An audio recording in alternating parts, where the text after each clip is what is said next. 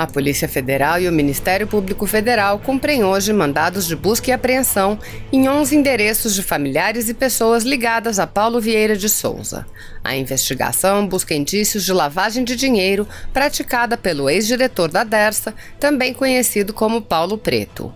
O desdobramento da Operação Lava Jato, chamado de Passalimani, realiza buscas na cidade de São Paulo, em Taubaté, Ubatuba, Taboão da Serra e Itapetininga. As buscas foram realizadas em uma residência de Vieira e de sua esposa Ruth Arana de Souza e no Hotel Giprita, de Ubatuba, de propriedade do casal. Também foram cumpridos mandados em endereços do contador e do gerente do estabelecimento, assim como do motorista da família. Uma filha e um irmão de Vieira estão entre os alvos da operação. Paulo Vieira já foi condenado a mais de 145 anos de prisão pela Justiça Federal pela atuação no desvio de verbas públicas e a 27 anos de prisão por ter ajudado na formação de um cartel para fraudar obras viárias no estado de São Paulo.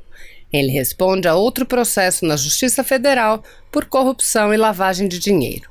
Segundo a investigação da Operação Lava Jato, o cartel, no qual Vieira teve papel decisivo a partir de 2007, teria eliminado a concorrência nas licitações do Rodoanel Sul com a participação de 11 construtoras. O Ministério Público Federal pede na ação o ressarcimento de 521 milhões de reais e a devolução de 21 milhões de reais que Vieira e outros agentes públicos teriam recebido como propina. Em junho, a Justiça Federal determinou o bloqueio dos bens de Vieira. Em sua decisão, o juiz determinou o sequestro de 2 imóveis, a mansão no condomínio Iporanga, no Guarujá, e um apartamento no condomínio Marina 6, em Ubatuba, e da lancha Giprita 3, de propriedade da empresa P3T, Empreendimentos e Participações, que foi criada em 2014 por Paulo Preto. As informações são da Agência Brasil. As viagens de avião para fora do país devem ficar mais baratas. É que o governo vai eliminar a taxa adicional na tarifa de embarque de voos internacionais. A medida deve incentivar o mercado aéreo brasileiro e atrair mais passageiros até 2025. Viajar para o exterior vai ficar um pouco mais em conta. Nas próximas semanas, o governo deve anunciar o fim da tarifa extra de $18 embutida na taxa de embarque paga pelos passageiros em viagens internacionais. A medida deve incentivar o setor de aviação civil, que está passando por uma série de mudanças. Há hoje no Brasil 22 aeroportos concedidos à iniciativa privada. No ano que vem, outros 22 serão entregues para a administração particular. E em 2021, mais 19 aeroportos. O programa de concessão de aeroportos brasileiro, ele é tido como um dos melhores e mais modernos programas de concessão de aeroportos do mundo. Nós temos um programa bastante sofisticado, trazemos aí boas práticas mundiais para esse setor e temos sido reconhecido com a presença nos nossos leilões de investidores de todo o mundo. Ao melhorar a infraestrutura dos aeroportos e abrir o mercado para empresas com capital 100% estrangeiro, a meta do governo é aumentar o número de pessoas voando dos atuais 120 milhões para 200 milhões e o número de localidades atendidas por voos de 140 para 200. Tudo até 2025. A gente está construindo os alicerces para um crescimento que vai ser um crescimento sustentável, de longo prazo, perene e que todos os fatores de risco que eram apontados pelos investidores estão sendo corretamente endereçados. O presidente Jair Bolsonaro está em Riad, capital da Arábia Saudita, onde encerra o giro pela Ásia e Oriente Médio. A Arábia Saudita é o principal parceiro comercial do Brasil na região. A visita do presidente Jair Bolsonaro demonstra o interesse brasileiro no fortalecimento da cooperação econômica com o país. Ontem, o presidente esteve em Doha, no Catar. Foram assinados acordos em áreas como defesa, saúde e serviços aéreos. Ficou acertada a isenção mútua de visto para turistas, pessoas em trânsito ou em viagens de negócios. Bolsonaro esteve também em um dos estádios de futebol construídos para a Copa do Mundo de 2022. O Catar é o primeiro país do Oriente Médio a receber o campeonato. E aqui no Brasil, o governo deve apresentar hoje a senadores propostas para um novo pacto federativo. Quem tem as informações sobre esse assunto é o repórter Glauco de Queiroz. Glauco, bom dia para você. Olá, bom dia Renata, bom dia a todos.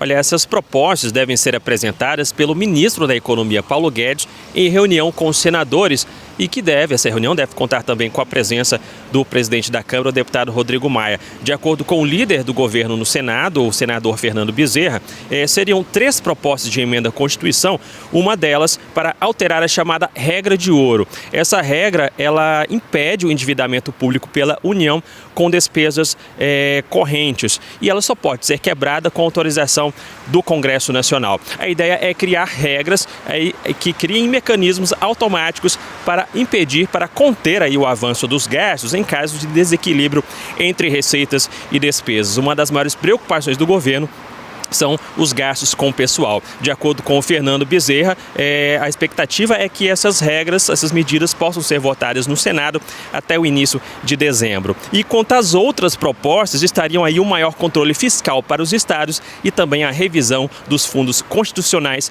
e infraconstitucionais. Renato, com você. Obrigada, Glauco, pelas suas informações.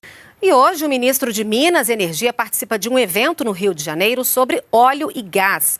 Quem acompanha e traz os detalhes ao vivo de lá é Tiago Pimenta. Bom dia, Tiago. Oi, Renata, bom dia. Começou hoje e vai até quinta-feira o principal congresso de petróleo e gás do país, a Offshore Technology Conference. Na abertura, o diretor-geral da Agência Nacional do Petróleo, a ANP, Décio Oddone, falou durante o café da manhã sobre os 20 anos de atuação da agência, que ganhou visibilidade depois da descoberta do pré-sal. Entre os temas tratados está o leilão de novos campos de exploração na camada do pré-sal. Décio Oddone disse que o Brasil está se transformando de monopólio do petróleo para a indústria do petróleo, com a presença de empresas concorrentes nas áreas de exploração. O governo espera com isso criar novos empregos, com a instalação de 50 plataformas nos próximos anos. A abertura do encontro também tem a participação do ministro de Minas e Energia, Bento Albuquerque. Esse encontro acontece dias antes do leilão do pré-sal, marcado para a semana que vem, dia 6. 14 produtoras do setor de energia, incluindo a Petrobras, se inscreveram para participar desse leilão, que é considerado histórico. Vou levar pessoalmente para o presidente Rodrigo Maia, vou agendar com ele qual é a melhor data, já está tudo pronto, tá? Tá. Tem muita mudança em relação ao modelo do projeto que está lá já, que é pulverização das ações? Não, é basicamente aquilo que já tinha sido apresentado no passado. Foi aperfeiçoado, inclusive com a contribuição de algumas lideranças políticas, que nós já tivemos a oportunidade de apresentar esse projeto para eles, para uma apreciação. Já tem Golden Share? Não, não tem Golden Share. Não. O governo sai mesmo? Sai.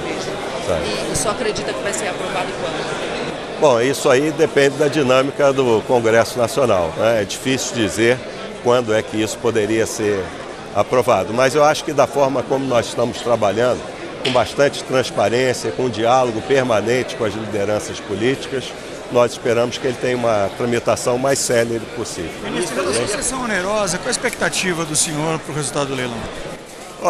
As expectativas sempre são as melhores possíveis, né? O leilão vai ocorrer no dia 6 de novembro e acreditamos que venha a alcançar expectativas, tá? Do governo e da sociedade como um todo.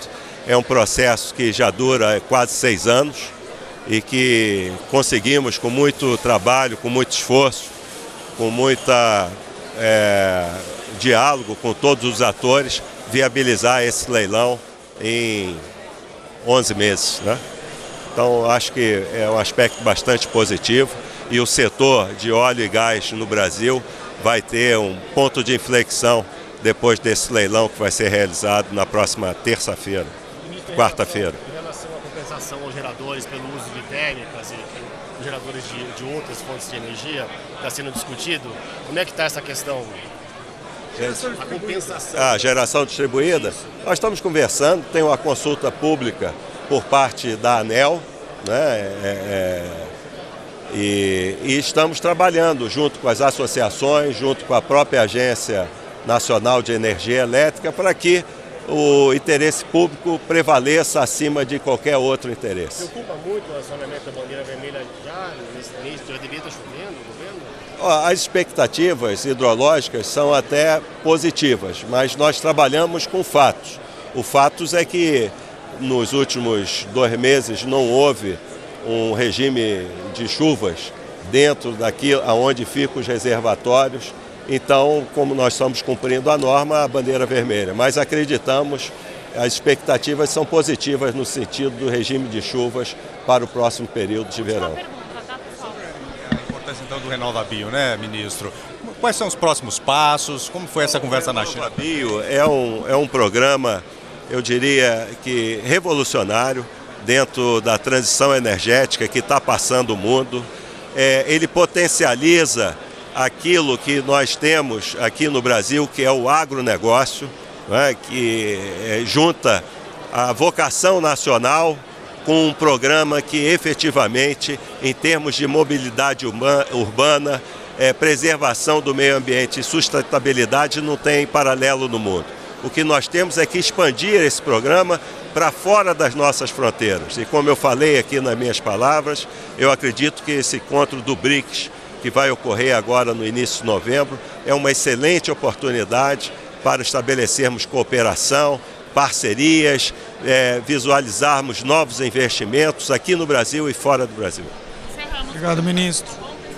Tá bem? Meu pai. Obrigado. Se você apoia Jair Bolsonaro, curta este vídeo. Manifeste a sua opinião e compartilhe para que a vontade do povo brasileiro seja conhecida. Inscreva-se no canal para ter acesso gratuito ao nosso conteúdo. Uma produção Folha Política.